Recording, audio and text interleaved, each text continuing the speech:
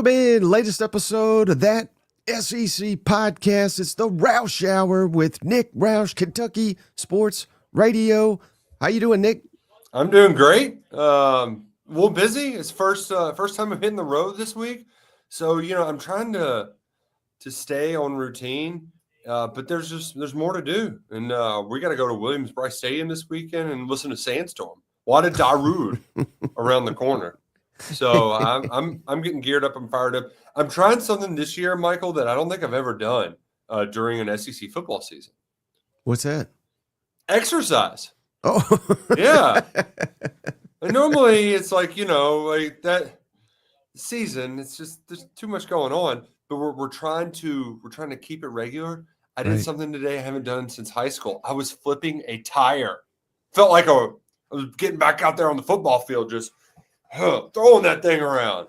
You just gave me an idea. The perfect content. We need Roush. We need Cousin Shane flipping tires out there.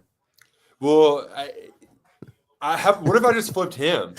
Right? Like that'd be a pretty good Well, hey, so Kentucky was on a bye last week, so I would imagine that you got your fill of SEC action on Saturday. What was the biggest takeaways for Nick Roush? I have a lot of them, but first and foremost, Auburn fans have a gripe. They have a real gripe, even though I don't think they're the better team necessarily. I feel like I've been there as a Kentucky fan many a times. It's like refs. What are we doing here? I mean, first and foremost, how is that call overturned on the field? I don't understand that. That is a scoop and score. Easy. Same thing that happened last year. I still don't know how Zion Childress, he had the pick six against Georgia. I don't know how they took it off the board. If you let it play out on the field, it should be a higher bar to pass to be able to be overturned. So I didn't get that. One thing Auburn finally did, that big sumbitch Cam Coleman, they finally threw it to him. And when they didn't throw it to him, Oklahoma just tackled him. So, I don't know. It feels like there's probably 45 yards more in pass interference penalties. But ultimately what happened is what I thought would happen, is that you were going to have to make Jackson Arnold go win you a football game. John Mateer, he went and won the football game for Oklahoma. Jackson Arnold couldn't do that. I think the biggest surprise of this all, though, Mike, is I was told that this was the best Auburn offensive line in a millennium, right? Like they were supposed to be the biggest, baddest some bitches in the league. And 10 sacks. Our Mason Thomas didn't even play for a half. Didn't even play for the first half. It could have been 20. I don't know how much of it is on Arnold for just being too hesitant to get the ball out of his hands versus holy crap, that Oklahoma defense is awesome. So I think we have a clear cut. I think we know who the three best defenses are, and that's Oklahoma, Auburn, and LSU. And LSU is going to get a real test this weekend. I want to put Florida up in there, Mike, but they're going to quit, right? They're going to quit so fast. They're going to quit quicker than Zach Calzada, right? It's going to be over with soon enough. But we can get to them later. They annoy me. I don't want to spend too much time on it. But that Oklahoma defense, that was insane. And all right, over on my bookie, I got the Sooners at -6.5. Boy, did that safety feel good. Woo! That's how you cover a spread right there. Shout out to it went penalty, sack. What a way to if you're an Oklahoma fan after that game, you had to just want to rip your shirt off. Just that is football, and that's a way that they haven't won a lot and that they're going to have to do in the SEC. So the fact that they've got the nice little balance of Brent Venables' defense with just enough John Mateer, that was a great win for the Sooners. Their biggest win since they got to the SEC. Hey, let me ask you one team, though, I think you're overlooking when it comes to great defenses, perhaps Texas. Now, I could fault you for saying, well, hell, Yeah, they look good against Ohio State, but we should not crown them for Sam Houston, UTEP, and San Jose. Like, they got to prove it. But I think by the end of the year, they'll be certainly in that conversation. And True. But when we get to the Red River, I mean, those may be the best two defenses in the conference. So that's going to be something to see. Take the under. Take the under. There is one thing about Oklahoma, and I even asked some people I know down there, like, what the hell's going on with Jay Knott? Like, I thought in that Michigan, it was like, okay, well, they can run the ball some, but like Jay Knott has 17. Where I wrote it down here, 9 carries for 17 yards in 3 games, and he's not on the injury report. But I don't. It's so weird. Like I can't understand it. They cannot run the ball at all. And I know, right? Like you're running in the teeth of one of the best run defenses in college football. I get it, but that's going to catch up to them eventually. Right? Yeah. Exactly. So like, I don't know what the hell's going on with Jay Nutt. But like, if Jim Nagy's golden goose doesn't work out, like they just don't have a whole lot there. And then you get to a point where you're asking Mateer to do too much. That's that could be a recipe for disaster if they can't get that part figured out. But I'm not going to judge them too harshly. Auburn's rush defense is good. I'm just is this the start of the Hugh Freeze spiral? How long? Yeah. You know what I mean? Like, is this because they still looked the part? But here's the thing: how are they gonna score against Texas A&M? I mean, like what? Not to say that A&M's defense is good, but the question that I had, Mike, was can Auburn score 24 points in that game? Because you have to score to keep up with Marcel Reed and co. You just have to. But I don't know if they can score 24 points because that requires Jackson Arnold to throw a football forward. And I don't know. And I also don't know, when do you try out the freshman? Probably not soon. But the Boise, or it was the Stanford transfer, wherever that guy was from. I think he was from Stanford. Now I can't think of his name. Ashton Daniels. Yeah. Yeah. He was good at Stanford. I watched them knock off Louisville. He was a one-man wrecking crew there. Surely he can't be. I mean, is he that much worse than what Jackson Arnold is doing for you right now? There's something going on with Jackson Arnold.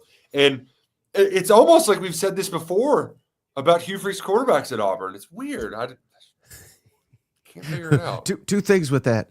Are you surprised Hugh Freeze has not thrown Jackson Arnold under the bus yet after that performance? That would be one.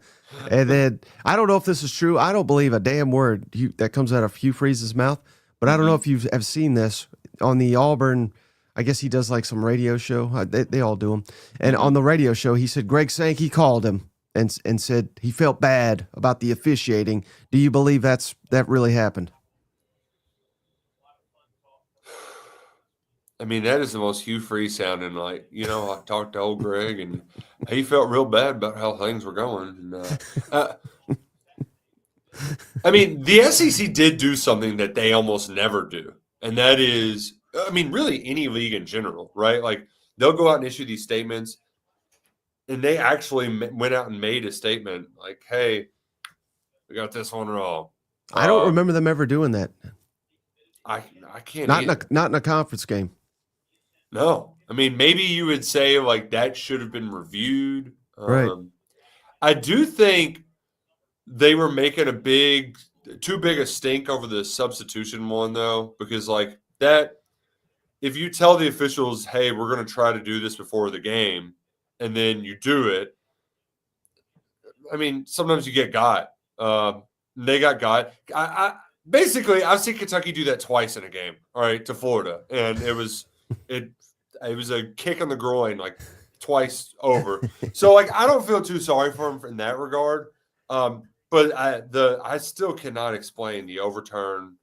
I cannot explain the overturn, and then some of the PIs or lack thereof. I get it. You're the road team. You shouldn't expect all of those calls. but you would have thought they would have got one or two more go their way. I still don't know if it ultimately makes a difference because Jackson Arnold has to go and do something. Right. And that's really, I mean, push came to shove. Those teams were very even, and ultimately the better quarterback won that football game. Mm-hmm. Hey, speaking of winning, shout out our most loyal cousin, JR. He gifted another membership. I want to give him a shout out here, Shout Nick. out Legend, JR. cousin JR has done it again. Thank you, JR. He has gifted Demas Arando. Demas, welcome to the family, courtesy of JR. We appreciate you, buddy. Oh, man. Liquid Flames got me down in the comments. There was some random fan named Craig Stanky on the phone. He feels real bad about it. And also, look at this name, Vols Fitty, UK's daddy. He gave us $2. So I'm just giving him a shout out for the name. Okay. Well, yeah. Hey, Cats didn't lose last week, all right? Hey, well, speaking of losing, Yeah. who the Cats got this week, I know you'll enjoy this, but Carolina went down on the road to Missouri, 29-20, and I think Ahmad Hardy is still running on the Gamecocks defense. He is incredible. I want to start with Missouri, and then I'll transition over to South Carolina because you have to give them their flowers for kind of playing not the way they want to play, but keeping those long, methodical drives alive, using Prbula's legs, but mostly like turn around and hand the ball off to that big number 29, Ahmad Hardy. He is incredible. Kentucky tried to get him, right? He was basically going to go to Kentucky, and Drink enters the picture. He ups the offer, and essentially what happened is Kentucky had missed out on one offensive tackle, and they're like, we can't get into a bidding war of a running back if we don't have an offensive tackle. We can't afford to spend that money. Yeah. It would be really like if this was a year ago and they couldn't run the ball at all, you'd be yelling and kicking and screaming. But Seth McGowan has 6 rushing touchdowns. Like they've got a decent running game. But with that being said, Ahmad Hardy, he looks like an old school Mark Stoops back, where you just give it to him 30 times and he'll get 7, 8, 9 yards of carry and just do the damn thing. He wasn't incredibly explosive, but he didn't have to be. And that was he's just so much fun to watch. Like just 3, 4 guys on him, it don't matter. I'm just going to drag him across the pile, drag him across, and drag Missouri to a win. And that's something where I mentioned this a couple of weeks back. But, man, it's a big night game. And if you win this one, you really see that big opportunity down the road after the bye where you got Bama, Auburn, and Vanderbilt, and A&M. Like, you got 4 big games lined up. You win this one, you kind of like say, oh, this could be something special. And Drink gets his guys ready for these big games, man. He gets these guys ready. And I mentioned already, too, but he knew that Missouri was – or what South Carolina's game plan was going to be. And that's the part that I think is just so damning about South Carolina. Styles make fights, right? Styles make fights. And South Carolina got Missouri to play their way. They even had a positive turnover margin in this game. But they gave up a handful of sacks. And then here's the thing. If you're going to shrink the game, Mr. Bratton, you got to capitalize on opportunities. So let's go through their second half drive chart, shall we? Oh, please don't. 8 plays, 49 yards, field goal. 9 plays, 56 yards, field goal. And then they went incomplete pass, 3-yard pass, incomplete pass, punt. Seller scramble, incomplete, punt. And then turnover on downs to end the game. And one of those field goals, they got all the way down to the 2-yard line. Remember when we thought it was crazy that South Carolina overpaid for Rocket Sanders last year? Why didn't they go overpay for a running back? They cannot run the football. And, like, in order to it's just all sellers or nothing. He has to do everything. And, like, if you look at the stats, it's like, that's not too shabby. I mean, 300 yards passing, 2 touchdowns, like, okay. Hey, Mike, is -9 rushing yards good? Is that good? No, and particularly when you give up damn near 300 to the opponent. They gave up. They were minus 290, or it was a 294-yard difference in rushing yards between the teams. Like, how are you supposed to do that when you try to shrink the game to win it? I don't understand it. And like, that's the other part too. Like, if you think you have this bad, I can't.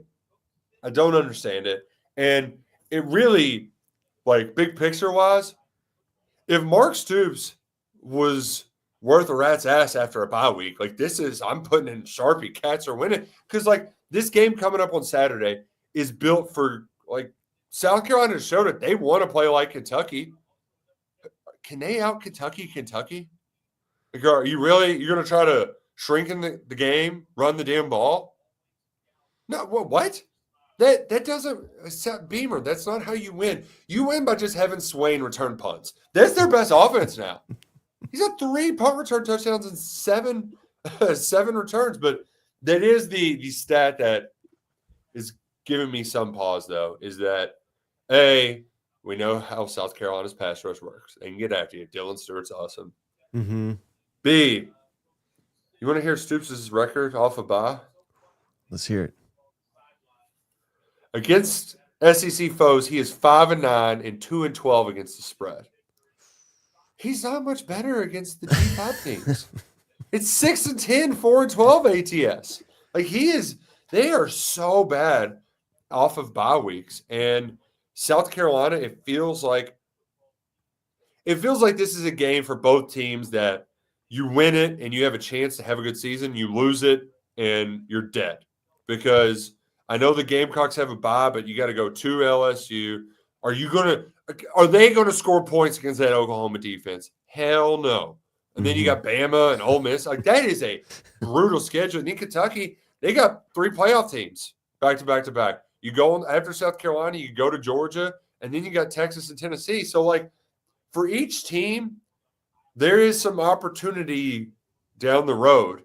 But if you can't bank one SEC win before a brutal October, it feels like things are going to spiral. And they might spiral faster for Mark Stoops because of just like the weight on his shoulders for a while. Mm-hmm. But this is I know that is probably the least anticipated of all of this. Like, it's a huge Saturday that we're going to talk about, Mike.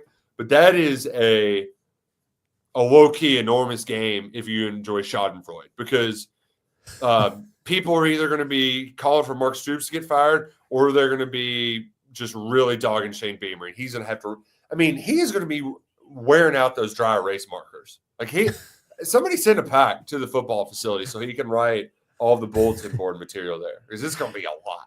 Hey, but true or false, though, this was a similar situation last year, because South Carolina had struggled against Old Dominion, and Shane came on his damn show and said, "Hey, I'm predicting it now. Shane Beamer's first coach fired in the SEC." Like, that's how confident he was that Kentucky was going to whoop their ass, and South Carolina looked completely lost on offense. And this was the game that kind of turned it around. So, I mean, there are some parallels, don't you think? Certainly, and especially because Kentucky's going to be playing a redshirt freshman in his first SEC start on the road. He got a cup of coffee in the second half of the Texas game and played well. That was in the daytime. The game was out of reach. The crowd wasn't very rowdy. And Williams-Brice Stadium is a whole nother animal. As much as Sandstorm and the Cock-a-Doodle-Doo might annoy the bejesus out of me, it's low-key I know Tiger Stadium or Kyle Field are going to be your 1-2, but South Carolina, pound for pound, has the best atmosphere for a game. It's incredible there. So it's going to be rowdy. It's going to be lively. They're going to be putting pressure on that young quarterback. I would maybe caveat this, though, because I don't disagree with what you just said, but no disrespect to Kentucky. They've already lost to Vanderbilt at home. Ole Miss at home. Oh, yeah, you're right. Vandy did lose at home. Yeah, correct. South Carolina lost at home already. Yeah. And their fans, are they going to be ratcheting it up to 10 for a night game for Kentucky? As opposed to an Alabama or a Georgia or a Tennessee. I think that they're great fans. They'll show up, but I think they're at a 7 at the most this week. Yeah, but it is. I mean, we found out about the permanent SEC rivals yesterday from Chris Lowe, and South Carolina, Kentucky kind of are each other's best rivalry. I know that there are some other teams that are definitely better. They're going to be lumped into those groups, and maybe South Carolina likes to say that they're a bigger rival with Georgia. I don't know. But as far as fan bases don't like each other, and really what it comes down to, the late, great Jared Lorenzen, he used to talk about the Louisville rivalry. That game used to be played the first game of the year. He was like, if you win that game, you can have a good year. If you don't win it, you can't. Neither team can have a good year unless they beat the other. I mean, it's just like plain and simple, right? Like if Kentucky loses to South Carolina, or if South Carolina's, like, you're just going to have a bad year. It's hard to overcome that because you're right here. Mm-hmm.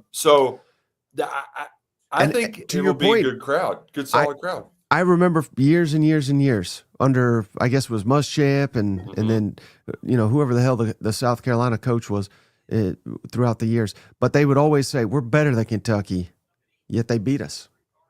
Yeah, I mean for a while it was Kentucky was kind of dominating it. Yeah, and here's how those games would go too.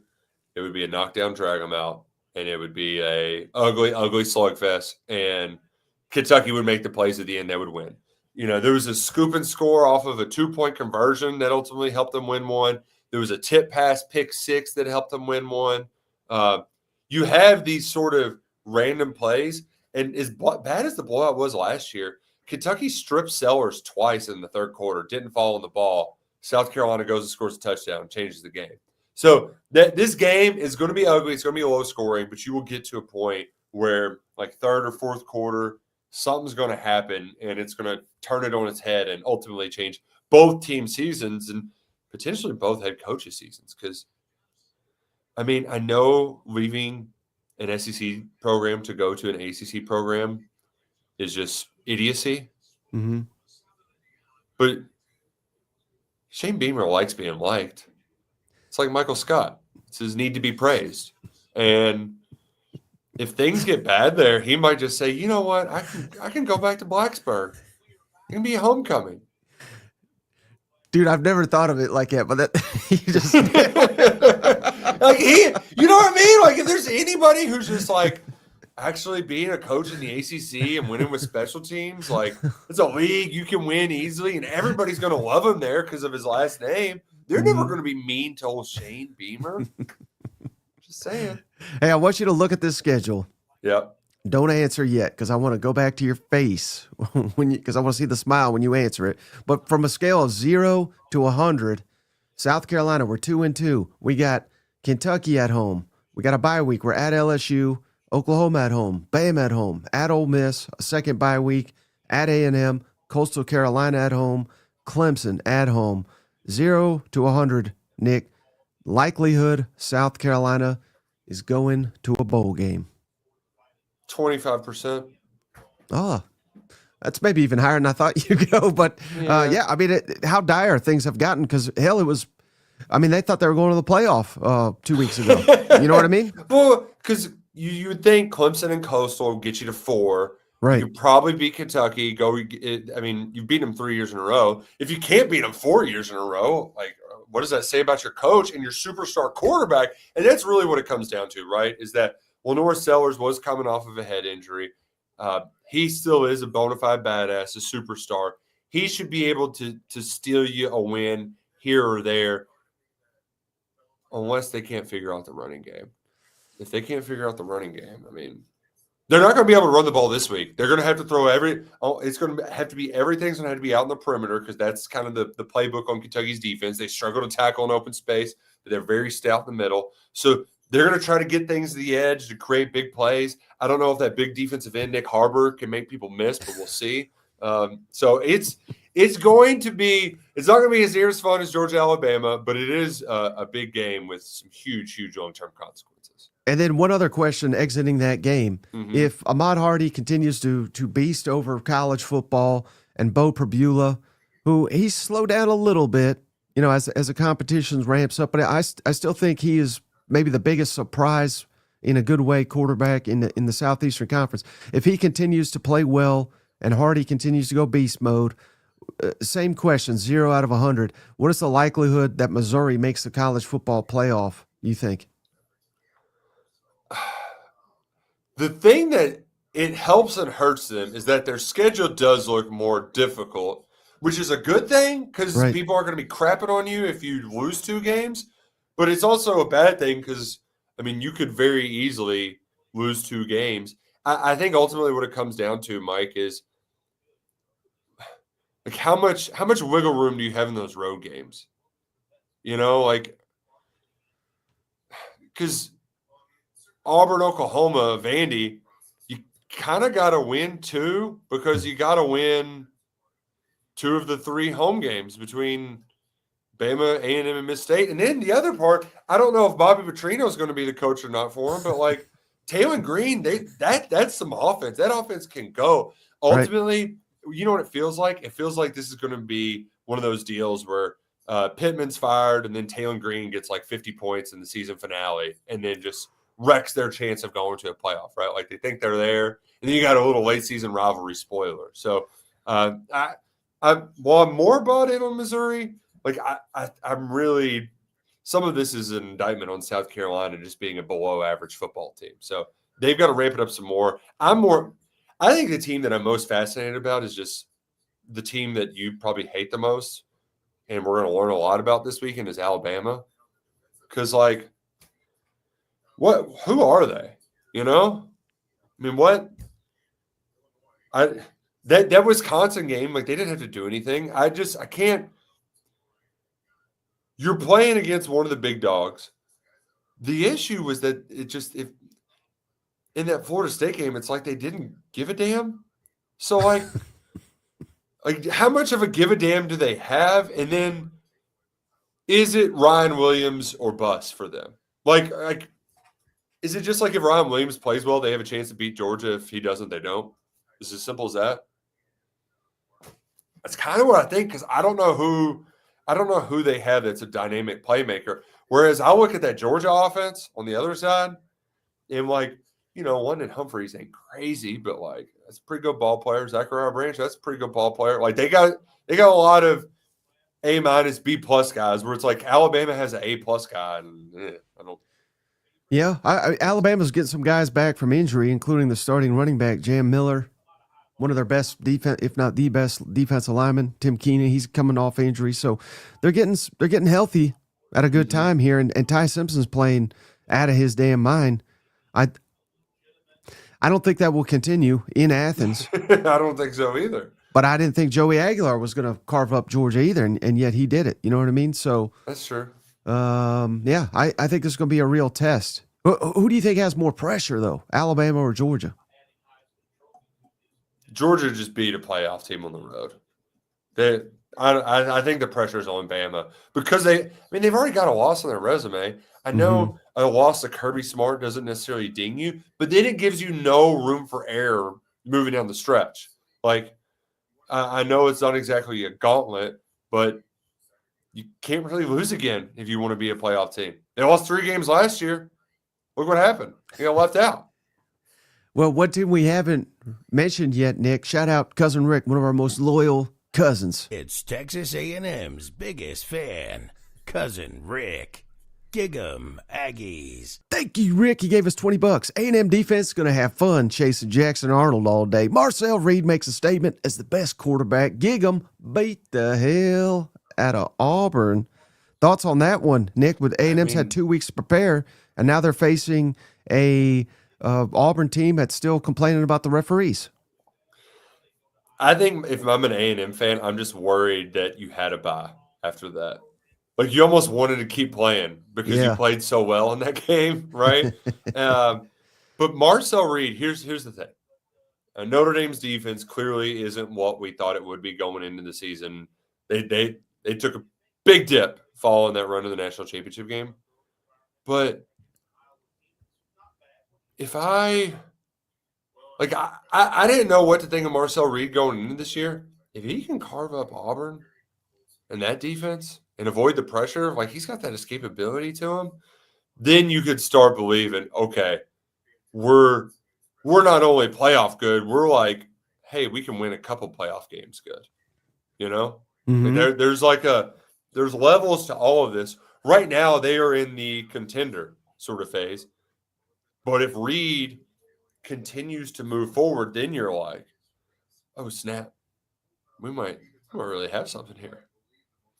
Which quarterback do you have more confidence going into that football game, Jackson Arnold or Marcel Reed? I wouldn't trust Jackson Arnold to throw me across the street, right? No. It's like a game of Frogger. I'm just going to get flattened. Incoming traffic. Which receiving core do you like better with Cam Coleman, Eric Singleton, and then we got Casey Concepcion, Mario Craver? That's a hell of a 1-2 for each side. I really thought going in this year that LSU might have the best combo, LSU or Auburn, but Craver is unreal. They had the bye week last week, Nick. He still leads the conference in receiving yards. That's crazy. Is he part of me? I'm just biased. I like the big some bitches, right? Like the big X receiver. So like Cam Coleman, I'm just like, you see that guy and you're like, oh, that's an NFL player. But Craver's a great college football player, and Concepcion's been outstanding. I think they have somebody who can actually throw them the ball. So I'll take A&M's receivers over Auburn's. Okay. Hey, shout out Carolina Jackpot. You will not appreciate this comment, but he gave us $10. He's talking about Carolina, of course. We may not need to run the ball. Didn't this guy's team give up 300 yards in the air to something called Eastern Michigan? Yeah, I think they did. No, that's true. That's a very valid concern for Kentucky. I think if you want to try to give it an excuse, you just say they had 2 starting cornerbacks hurt. So, it happens. They picked off the first pass of the game and returned it to the 2-yard line. And they kind of put their foot off the gas. So, yeah, it's not ideal for Kentucky. That was supposed to be a strength of their team. They gave up 300 passing yards to Eastern Michigan. So, not exactly ideal. Even if you say, well, their quarterback was once starting at Michigan State. It don't matter. You can't give up that many yards against Eastern Michigan before you go and play future top 5 NFL draft pick. Surely the future top 5 NFL draft pick should be able to beat this team, right? Sellers, Is Cutter Boley better? Here's the thing about Boley is he's not going to light you up with efficiency. You see that completion percentage there. He only completed a lot of drops, passes. Man. These tight ends dropping touchdowns. I rewatched a game this morning. I was blown away by this guy. Now, granted, one of those I thought should have been reviewed. I don't know how they didn't call it a touchdown. Yeah, but I mean, he had it was 12 completions for 240 yards. He's pushing the ball down the field, and I think that's the formula they wanted to build with Calzada, but that dude just could not. He just can't throw the football. And I know he's hurt and he can't play. But at least Boley, Kentucky had 2 passes, Mike. Was it 2 or 3? They had 2 20-plus yard passes in their first 2 games, and Boley had 7 in that one game. They're trying to do some classic old school Stoops ball, right? Let's run the ball. Big pass play, run the ball, big pass play. That's how you make the formula work. That formula works though if you can play some good defense behind it. They've been good up front. They're going to get some pressure on Sellers, but the question is, can their secondary tackle? So if DJ Waller and Tryon Nichols, they're expected to be back, but we'll wait and see. Not that South Carolina needs my advice, Nick, but if I was coaching them up this week, I would just say guard the tight ends, and we got this one. Yeah, because the receivers are not good. Their tight ends are their best receivers for Kentucky. It's not great. Hey, I got a question for you, Mike. Mm-hmm. Why Lane Kiffin can't play Austin Simmons, can he? I think he will if he's healthy. Yeah, you should say that you're not healthy for another week, Austin Simmons, because Trinidad Chambliss freaking rocks. That guy can run. I just think that running element. And I know that it's a little bit different. Playing against Tulane and I forgot who they had the week before. Arkansas got awful defense. Yeah, they couldn't stop a nosebleed. So it's a little bit different. right? The who we've seen each quarterback against. But I think you got to roll with Trinidad in this game. I think you do. And then if it doesn't work, then you just say, all right, it's Simmons is a go from here. But you can't ditch the hot hand when it is as scalding hot as Chambliss is right now. Yeah, I mean, I feel like they're in like a no-win situation here. And I'm talking Kiffin when it comes to the quarterbacks, because if Simmons comes out there and he throws an interception, fans are going to be like, that guy's dead to us, you know? And if old Chambliss comes out here and he plays well, we gotta keep him in there. But I don't know. This is a tricky spot here. I'm starting to think that Lane might be a pretty good coach if he can have two quarterbacks. I mean, how many teams in the league would trade their guy for one of Lane's two? You know what I mean? Like, yeah, these guys are awesome. Here's one other thing about that game. We saw the picture of Landry Kiffin posted with old Whit Weeks. Is that who has the like? Is that like Whit Weeks? He's so confident that they can slow down Ole Miss's offense that he's like, it's okay, Landry, you can post that. Or is this just like, oh no, we gave Lane some bulletin board material. Watch out. Right? Like, he's instead of showing up at the shotgun with the door, he shows up with Chambliss. He's like, here's 400 yards on your ass, Whit Weeks. We're gonna race up and down the football field all day. Yeah, the only thing I can add to that is it's a unique family. I feel like a reality show is being pitched as we speak. That's where I'm at with all that. I'm honestly shocked that they haven't. I mean, hell, SEC Network, you got all these Wright Thompson cooking shows, keeping up with the Kiffins, right? Like, it's perfect. Just let him go. Just let him cook. I thought Lane, like, the thing, especially with him, is he doesn't get – people think he's just shooting from the hip. Like, everything he does is intentional. This whole, like, I think Summerall is going to be in the SEC next year. And, you know, he just gives the other head coach one other thing to deal with before he goes and lights his ass up. Like Kiffin is much more strategical, pointed than you think. Like, I think a lot more has a purpose. And that's how he works as a play caller, too. Like, he's not taking shots just to take shots. There is a rhyme and a reason to it. I wonder in this game, like,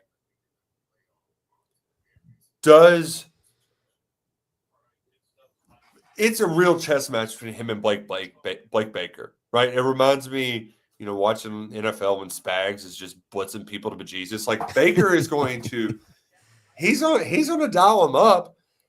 It's just how many times does Ole Miss have the shot correct and then the ball gets delivered at the right time? Mm-hmm. I would expect at least 17 points off of just like, hey, we're going to play aggressive, and we're both going to play aggressive, and blow-up's going to happen. Really, I think what the game ultimately comes down to is the other side of the ball, because I don't know how good that Ole Miss defense is. And, yes, Nussmeier and them kind of got right last week against a bad team, 55-0. But I'm telling all of our friends here, when the player props come out, they're usually not out this early in the week. Take a closer look at Barry and Brown. There's something about Vaught Hemingway Stadium. I don't know what it is, but he's awesome in it. When Kentucky upset Ole Miss last year, he had the 60-some-odd yard gain on fourth down. He also, the previous time they went to Ole Miss, had another 80, like 70-yard play that put him down in the red zone. They should have scored on the next play, had a flag wave off the go-ahead touchdown. I think he also had a kickoff return down to the 25 in that first game. And then in the second one, he had another big kickoff return called back. So, like, Barry and Brown, just watch him. I think he's gotten 160 yards and 9 catches in 2 games down there at Vaught Hemingway Stadium. And he got in the end zone finally, got a little vengeance for that call being overturned in week 1 against Clemson. So he's been solid. This is his game where he just does the, oh shit, here, watch out, Barry Brown coming through, wrecking ball. Yeah, hey, to that point, I was looking this up as you were saying that because I knew this was an issue. Do you have any idea how many sacks Ole Miss defense has gotten this year? They had 3 against Kentucky. So Ooh. is it only 3? Well, you're going to be it's very close. It's 4, which is 115th in the country. So they are not getting to the quarterback aside from Kentucky. So if they sit back and cannot get to Nussmeier, I think Nuss will pick them apart. No, you're exactly right, because I don't think those guys on the outside are particularly good. And as I said earlier too, like I think I really believe in the talent that Ole Miss or that LSU has at wide receiver. So this could be a little points of palooza, and it's what you want out of this game. It's exactly what you want out of this game. Just crazy back and forth, pew pew pew pew pew, points everywhere. Yes. And speaking of points everywhere, shout out Storm Chaser EJ at Team Mexi Tex. He gifted 5 memberships, Nick. One to Miss Terry's Bathwater, one of my favorite names on the channel. Dalton. Oh, God. Dalton Barnett. Oh, you'll like this, Nick. Vols by Fitty, UK's daddy, got a gift membership. Robert Mayfield and M&M, you've all been gifted by Storm Chaser EJ. We appreciate you, buddy. Welcome to the family. You need to go out there with old Pate, chase them storms. It'd be kind of fun. I like the Twister movies. Big fan. Is this Nuss's breakout game? Oh, man. It feels like it, doesn't it? Where it's just 5 touchdowns, 425 yards. It feels like it. Miss Terry's Bathwater says Week's going to give up at least 2 tutties. Let me ask you this, because I think this is a fair question, and I don't think there's a wrong answer here, but it seems like whoever I ask, they give me a different answer. Better head coach in this matchup, Brian Kelly or Lane Kiffin?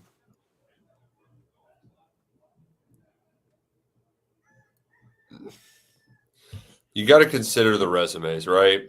Mm-hmm. One has been to many playoffs, granted. He was at Notre Dame. A lot easier to do that there. But one has also killed a guy. So, like, that is bad. There's also one who... Isn't it fair to say Kiffin probably would have gotten LSU to the playoff by now? Yeah. Yeah, I think Lane is just the best play caller. And to convince Pete Golding to come over with him, and then to get the trench talent they got last year.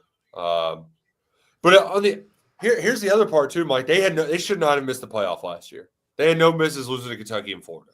Like you can lose one of them, you can't lose both. So I'm going to give Brian Kelly the upper hand. Okay. Even though if I'm like, I need to win one game and I need somebody to get this offense right, I probably say Lane. But over a full season, Kelly's resume speaks a little bit louder. Hey, one game we haven't talked about, and I think it's got big implications here, Nick. Tennessee, mighty Tennessee, your favorite team on the road at Mississippi State. Mississippi State is undefeated, and if there's one knock a Tennessee guy could have on old Josh Heupel, I think he's top 10 coach in the nation. But if there is a knock on him, he loses these road games inexplicably at times. The line is only about a 7.5, unless it's changed. Thoughts on Tennessee going at Mississippi State?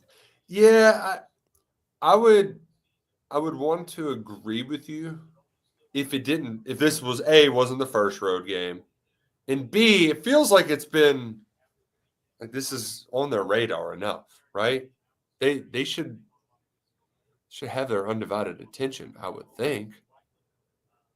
I think it's one of those games too where we read into that Arizona State game a little bit too much and like, oh man, look at what Mississippi State's doing now. I kind of got a feeling that they're going to get their ass lit up by Tennessee. Like that. I mean, just like 45-17 or something. Yeah. And I mean, it's kind of cliche, but it's 100% true that it just means more, but not that it just means more, but it's much easier to beat an Arizona State than it is to beat possibly an elite conference team, right? Yeah, I mean, that game, they played good for a half and terrible for another half. If you are that bad for that long, Tennessee will score 30 points in the blink of an eye. Like, it is what it is. They were fortunate to win that game. They had some balls bounce their way. And I'm not trying to diminish that win, too. Like, that's probably like one of my favorite moments in SEC play so far this year was to see that fan base get that win, to have that moment. I mean, what are the chances that Brennan Thompson just leaks behind the Vols secondary? Well, that's a weakness right now in Tennessee's defense is a secondary. Are McCoy and the other guy, what's their health status? Do we got any sense if they're going to be back or not? They will not for this game. I'm probably not going to bet this game with my own hard-earned dollars, but it does feel like that Tennessee has the upper hand and should be able to I think overwhelm them by like the late third quarter, right? Like where Mississippi State might be able to keep up for a little bit, but ultimately like I don't. The way I look at it is like these are very similar teams in a sense or programs, but Tennessee is just years ahead. Yeah, I mean, whereas like State's got a good quarterback. I think Tennessee's got a better quarterback. State's got good receivers. I think Tennessee's got better receivers. They got good running backs. Tennessee's got better running backs. You know, it's right. They mirror each other, but Tennessee's just a little bit or much further ahead in the progression of building the program. And I just trust Tennessee to be able to play a 4-quarter football game where Mississippi State, can they – it feels like a boxer that has to land a knockout early, and if they don't, they're cooked. Mm-hmm. And I don't know if they're going to have that knockout. I know that the Cowbells, that's a hell of a place to play. But, you know, Neyland Stadium, that's pretty loud too. So right. I think Tennessee will take care of business. I know Mississippi State fans, their dream scenario is here, like what they talked themselves into in the preseason. It's all coming true. I know. So if they do it now, hey, listen, I would love to be wrong. It would be a real shame if I was wrong and Jeff Levy knocked off Tennessee. But I can't really see it happening. If Tennessee turns the ball over, that's how Mississippi State wins it, I think.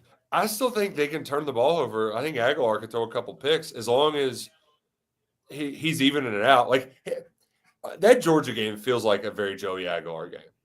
Yeah. Just what you'll see from him from a regular basis. 300 yards, 4 touchdowns, 2 picks. You know, like he's gonna rip it, and sometimes it's not gonna go your way. But you know what? You live to fight another day, and he'll get one of those back for you. He'll get one of those back. Hey, any thoughts on Notre Dame at Arkansas? I mean, they're about ready to push Sam out the door now, but can he win them right back by beating Notre Dame? I mean, that would be a big game for Arkansas if they win it. This might be a race to 50. 64.5 feels insultingly low for these two teams that refuse to play defense at all. I cannot believe it is that low. Taylon Green, I selfishly just want him to win this game because, I mean, he is putting up almost Heisman-like numbers. And so, who's to say he can't be Jaden Daniels? Right? Yeah. Mm-hmm. Like that team, you just have to win enough, right? That team wasn't like SEC, you know. Did they win? Did they go to the SEC championship game? No, they were 9-3. They were okay, yeah. It was the year before they went to the championship game. Mm-hmm. Yeah. But like if you can get to 8-4, Taylor, which I think Louisville was when Lamar Jackson won it all, either 8-4 or 9-3. I don't know if they can get there because their defense is that bad, but Green's numbers are just incredible. And I think he's going to be able to do it against Notre Dame. This the key. The big thing is just like, can you get out of your own big stupid way, like fumbling while you're going to go get the go-ahead score? It just fans don't want to hear it, but they are literally 2 plays away from being 4-0. But see, that's the story of just Arkansas sports, right? Like every sport, College World Series. We're going to drop a ball. It was your cat. You know what I mean? Like, I kind of feel for him at times. Hey, but you got your Sweet 16 with Cal. So, you know what? Good for you. I always forget about the bad blood. Did you see Cal tweeted he's going to be at the game with his team? Maybe that'll fire up the Razorbacks, play some defense, and beat Notre Dame. Maybe so. Maybe hey, at least he didn't quit, right? Auburn's coach quit on the first day of practice. So, has basketball practice already started? Started yesterday, and Bruce Pearl was like, "I'm out. I'm definitely not going to run for Senate." So he 1,000% did that at the timing so that his son could get the job, right? Yeah, that's what basketball coaches do now. They retire or quit right before the year, so you can't make a coaching change. That's Which is just even so worse. Cowardice. It's so cowardice. Oh, it's just like these dudes get paid millions and millions of dollars, and they used to have no trouble quitting whenever because you couldn't transfer. Well, now that the portal's here, they're like, I know how to get them. We're gonna wait till right before the year, and it was great. There was Bruce Pearl. There's a great tweet. It was Stephen A. Smith talking about how LeBron should be ashamed of using nepotism to get his son drafted. And Bruce Pearl's like, yeah, preach. Let me just go hire my son. And he has zero head coaching experience. And now he's going to get promoted to the head coach. Oh, well, he was the defensive coordinator. Oh, yeah, because defensive coordinators, that's a real thing in basketball. That's a real thing. That's a real job, not just something they made up. He has threatened to fight Tennessee fans on social media. Auburn's new head coach. he may have asked Kentucky Sports Radio to take down some not so flattering posts about him from back in the day. Stephen Pearl's got a real history. 38 ain't that old, right? We remember when you were on that team with all those terrible headbands. We remember. Hey, I briefly showed this, the SEC reveal, the official reveals tonight. We're ahead of it. Thanks to Chris Lowe. Shout out Chris Lowe on 3. But any thoughts on this? Whether Kentucky or otherwise? Yeah, my big thing is like big picture wise, I feel like they did a great job in balance. Just overall, there's no like super egregious. I can't believe they left this rivalry off the table, with maybe LSU, Alabama being an exception. Mm-hmm. But I mean, you're already giving Bama a couple of rivals. Like there needs to be some yin and yang to these every year games. The part that I think I felt some sort of vindication on, some satisfaction, is that in my mind, this mattered. This was the most fun thing to do during like July. Is who are the 3 rivals, right? Like that's just fun to do. But it really is ultimately going to be determined by the other 6 teams, right? Mm-hmm. Like how balanced is your schedule afterwards? Because most teams, they want to draw Vandy and Mississippi State, but like, are Vandy and Mississippi State necessarily good draws, or would you rather have Kentucky and South Carolina be on your schedule that year, right? Like those teams might be going in the wrong direction. So, or like for me, I see Florida along with Tennessee and South Carolina, but Billy Napier's Florida ain't Steve Spurrier's Florida, So like there's some logo stuff that we're all going to get caught up in the mix when that gets released tonight. But ultimately, things are going to change a lot between now and hell, especially 3 years from now when you get to that second end of the rotation. Like you might think, gosh, our schedule is so tough in 2028, when by the time it gets here, it might be a walk in the park. Yeah, and the other thing to consider is, because it's a 9 game now, every other year you're either going to have 5 home games or 4 in conference is what I'm talking about. But if you have a 5, if it's a 5er for you this year, you're going to feel pretty confident about your chances. You know what? Yeah. Well, and Kentucky and South Carolina, Georgia, they're the teams that in Florida, they have the ACC rivalries.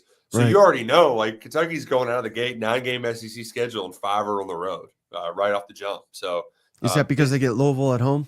Yeah, they're getting Louisville at home next year. So it's going to take some time to adjust to, but ultimately, I'm just so glad it's happening. I mean, Georgia's never been to Kyle Field. A&M fans, they've never been over to Kentucky. Like there's been these long droughts. I can't wait to see Oklahoma. I've never been. Mark Stoops has never coached at Arkansas.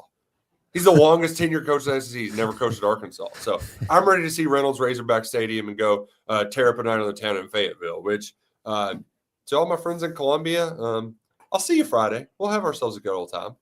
Wait, he beat Chad Morris, though. That must have been a home game, I guess? Yeah. He beat Chad Morris at home. Man. With the wide receiver playing quarterback. Yeah. That must have been a fond memory. You know what? Is that one that you'll never forget? Yeah, it was a wide receiver playing quarterback, so it was a good time. Jason James, appreciate you, buddy. He just gifted a membership, Nick, right as we close out here to Andrew. Shout out Jason. Andrew, we appreciate you. Welcome to the family, courtesy Welcome. of Jason. Anything else, Nick, before we wrap this one up? I'm just Columbia, South Carolina. It gets a little contentious down there, but it's one of my favorite SEC road trips. Groucho sandwiches to kick off a hangover. Maybe a little Tin Roof Friday night. Great sports weekend. Ryder Cup too. Will playoff baseball in contention. Cincinnati Reds, are they going to make it? Like all-time sports weekend. We're in the meat and potatoes of the SEC football schedule. It's going to be awesome. I can't wait for it all, and I'm happy to be hanging out with y'all here on that SEC podcast. And before you go, remind the cousins how to follow you, how to find your work. At Roush, KSR on Twitter, and KentuckySportsRadio.com on 3 Sports. All right, Nick, enjoy the weekend. It's going to be freaking epic. I think it's the best weekend to date in the SEC. We're going to be here covering it all.